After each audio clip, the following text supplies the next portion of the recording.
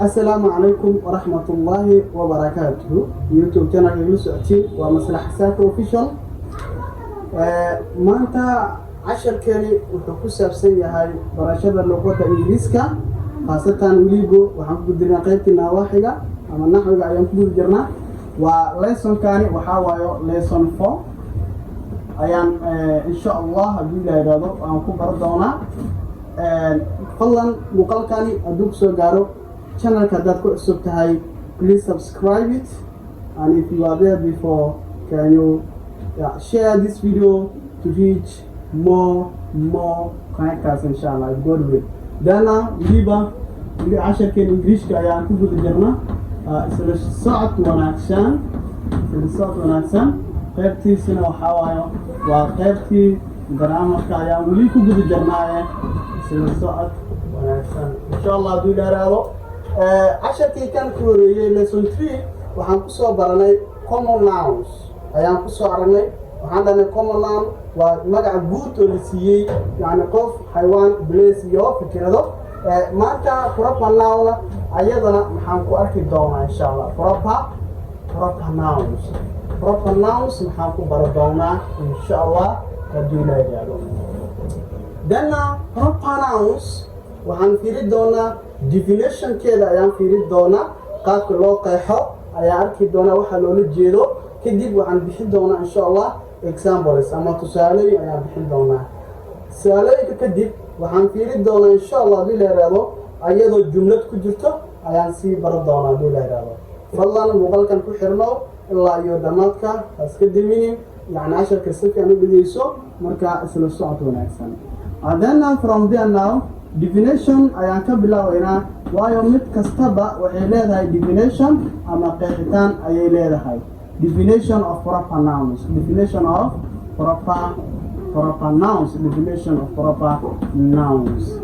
waa maxay qeexitaanka ee lagu qeexo proper noun magaca qaas then from there now we can say a proper noun then يعني كم قلنا proper noun is the specific sorry ليش أنا يعني بحاول أدرس problem the specific name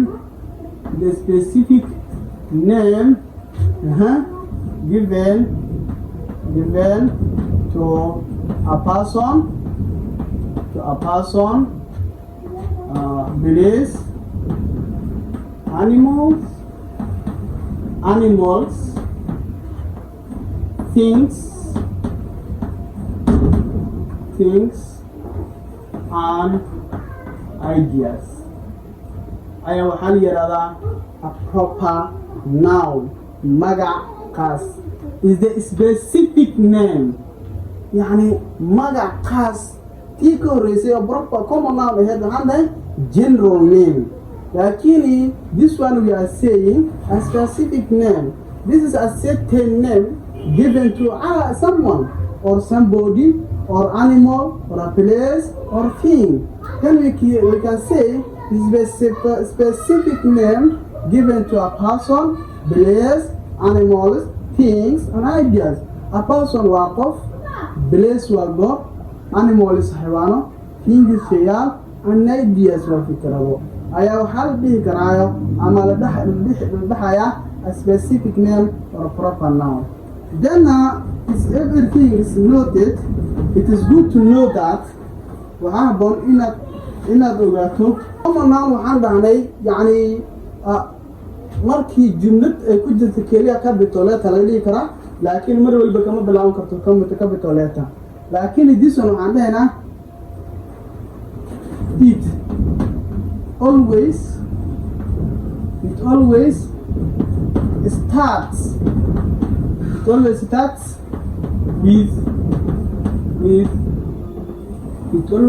with a capital letter.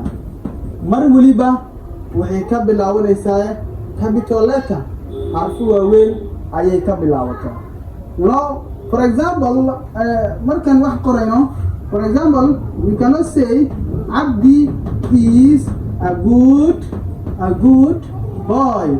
Look here, what we use is a, and then this is a small letter.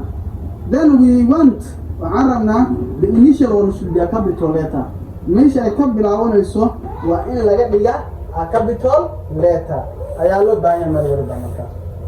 Then proper noun waxaa ka mid ah marka let's say person,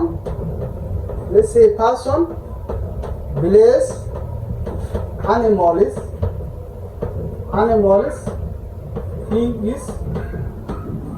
things or ideas. Yeah. Waxaa ka mid ah let's say then ayadana aan fiirinaba insha Allah hadii la yiraahdo.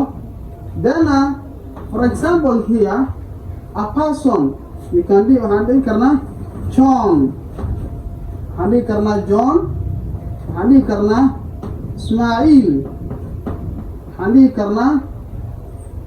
karnaa Aisha. So intaan dhan waxaan dhihi karnaa waa person, waa qof. Then place waxaan dhihi karnaa yes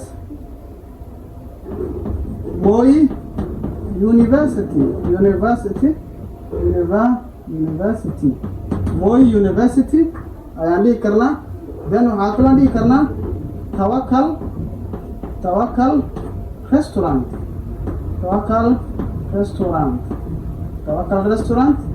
And then animal then waxaan dhihi karaa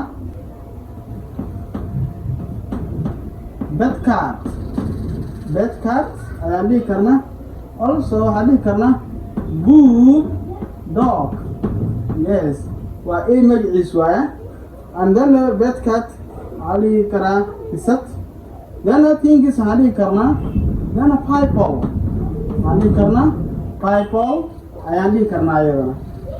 Sorry, meeshani proper noun ma soo geli karto idea. In some cases ma soo geli karto idea, waxa loo ma soo geli karto. So we do not add Bible.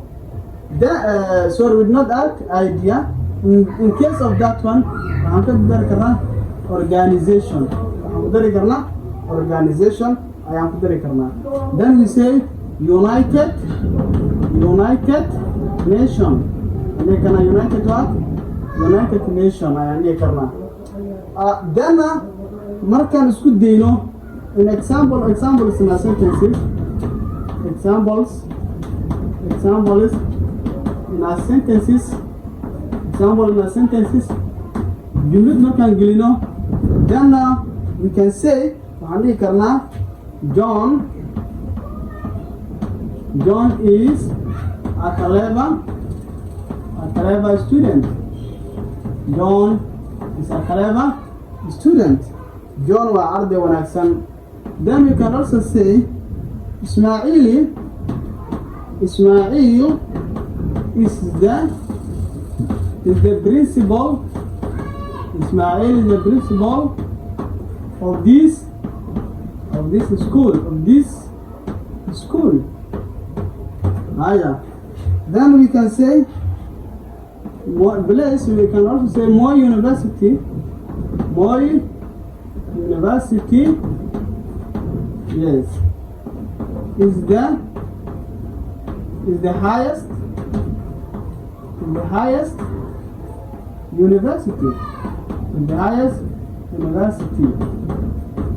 Yes.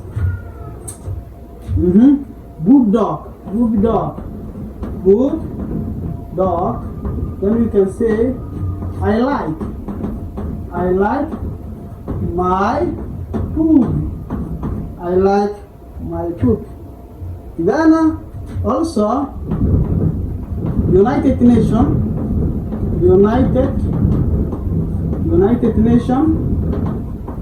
Yes, is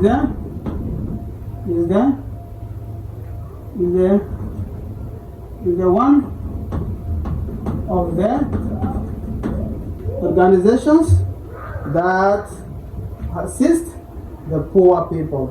So these are proper nouns. then proper nouns waxaan dhahnay magac qaas ayaa waxaa la yidhahdaa a proper noun. Then here we said magac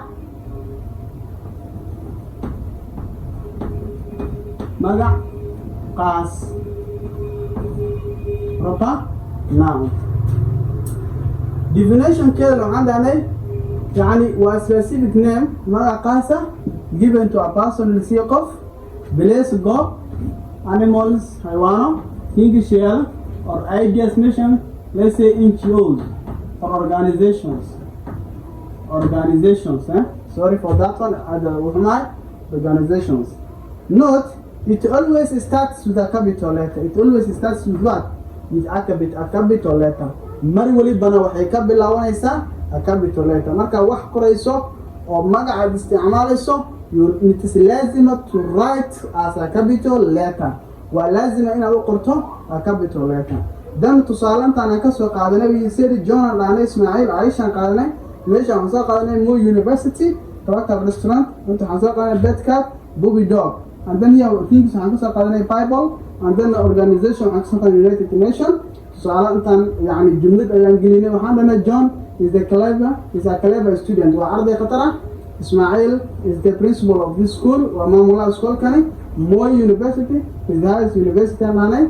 Bob Body waxaan dhahnay I like my port. United Nations waxaan soo qaadanay is the one of the main organizations that assists the needy people. Then casharkeeni guud ahaan intaan ayuu ku saabsanaa. Fadlan waxaan ka rajeynaa insha Allah casharadani si fiican in loo soo diyaariyo weliba si taxanaha ayaan usoo geli doonaa insha Allah. You will understand more if God will insha Allah. So thank you very much.